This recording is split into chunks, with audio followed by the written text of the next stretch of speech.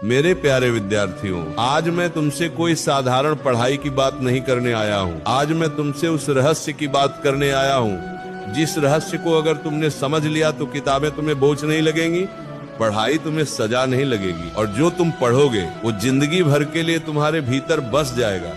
आज का प्रश्न बहुत छोटा है लेकिन इसका उत्तर बहुत गहरा है। किस समय पढ़ने से पढ़ा हुआ कभी नहीं भूलता। ध्यान से सुनना, क्योंकि आज जो बात मैं कहने जा रहा हूँ वो सिर्फ परीक्षा पास करने की नहीं है, वो तुम्हारा भविष्य बनाने की बात है। याद रखने की शक्ति किताबों में नहीं, मन की अवस्था में होती है। बच्चों, अधिकांश विद्यार्थी ये गलती करते हैं कि वो सोचते हैं अगर मैं ज्यादा घंटे पढ़ लूं तो याद हो जाएगा। लेकिन मैं तुमसे पूछता हूँ, क्या कभी ऐसा नहीं हुआ कि तुमने 5 घंटे पढ़ा और अगले दिन सब भूल गए?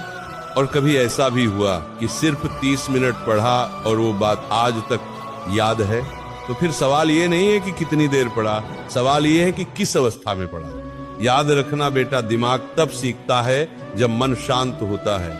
याद तब बनती है जब अहंकार नहीं होता। ज्ञान तब उतरता है जब भीतर शांति होती है। ब्रह्म मुहूर्त, वो समय जब दिमाग सबसे पवित्र होता है। अब मैं तुम्हें वो समय बताता हूँ जिसे हमारे शास्त्रों ने, हमारे ऋषियों ने और आज का विज्ञान भी मानता है, ब्रह्म मुहूर्त। ब्रह्म मुहूर्त क्या है? सूर्योदय से लगभग 2 घंटे पहले का समय। इस समय हवा शुद्ध होती है, मन शांत होता है, मोबाइल की दुनिया सो रही होती है, शोर नहीं होता, तुलना नहीं होती, अहंकार सोया होता है। बेटा, इस समय जो पढ़ाई की जाती है वो सीधी स्मृति में नहीं, संस्कार में चली जाती है। जो ज्ञान संस्कार बन जाए उसे कोई मिटा नहीं सकता। सुबह की पढ़ाई और रात की पढ़ाई में फर्क। अब ध्यान से सुनो, बहुत ध्यान से। रात में पढ़ने वाला विद्यार्थी दिन भर की थकान लेकर पढ़ता है। उसके मन में डर होता है, तनाव होता है, तुलना होती है, मजबूरी होती है। लेकिन सुबह पढ़ने वाला विद्यार्थी खाली मन लेकर बैठता है, किसी से आगे पीछे होने का डर नहीं, मन में शांति,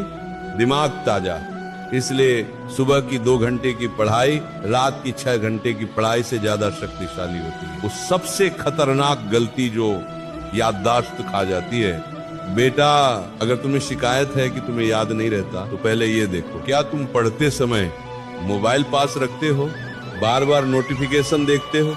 पढ़ते वक्त कुछ ना सोचते रहना। याद रखना, बिखरा हुआ मन कभी याद नहीं रख सकता। जब तुम पढ़ रहे हो और तुम्हारा मन कहीं और है तो शब्द आंखों से गुजर जाते हैं लेकिन आत्मा तक नहीं पहुंचते। पढ़ाई से पहले मन को कैसे तैयार करें, अब मैं तुम्हें वो उपाय बता रहा हूँ जो कोई शिक्षक नहीं बता। पढ़ने से पहले 5 मिनट आंख बंद करो, गहरी सांस लो, मन ही मन कहो, मैं सीखने बैठा हूँ, मैं श्रेष्ठ बनने बैठा हूँ, मैं अपने भविष्य की नींव रखने बैठा हूँ।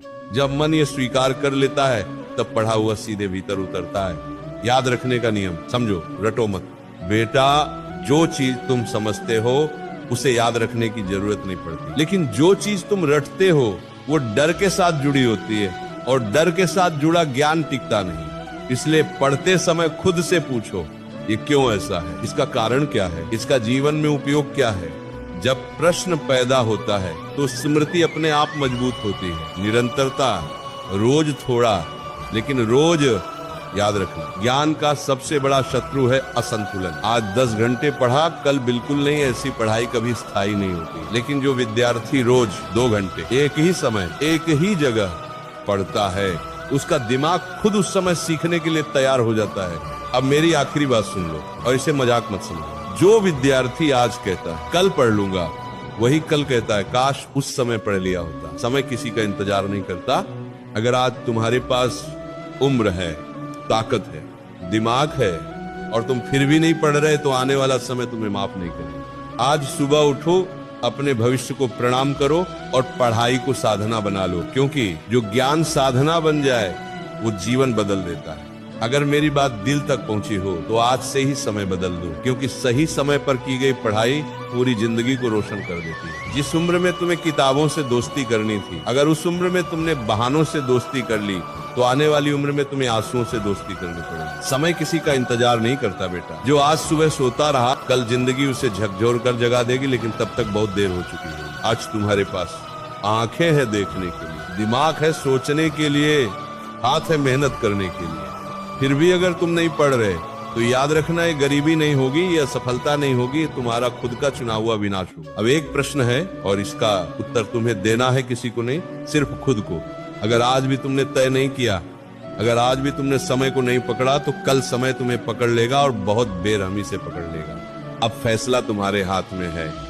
या तो आज सुबह उठकर अपने सपनों के लिए तपस्या शुरू करो, या फिर कुछ साल बाद किसी और की कामयाबी को देखते हुए ये वाक्य बोलो, काश उस दिन बात मान ली होती। मैं यही रुकता हूं, क्योंकि सच्चाई ज्यादा देर सहन नहीं होती। अगर ये शब्द तुम्हारे भीतर आग बनकर उतर गए हो तो आज से ही अपने समय को बदल दो, क्योंकि जो आज खुद को नहीं बदलता उसे कल जिंदगी बदल कर उलाती है।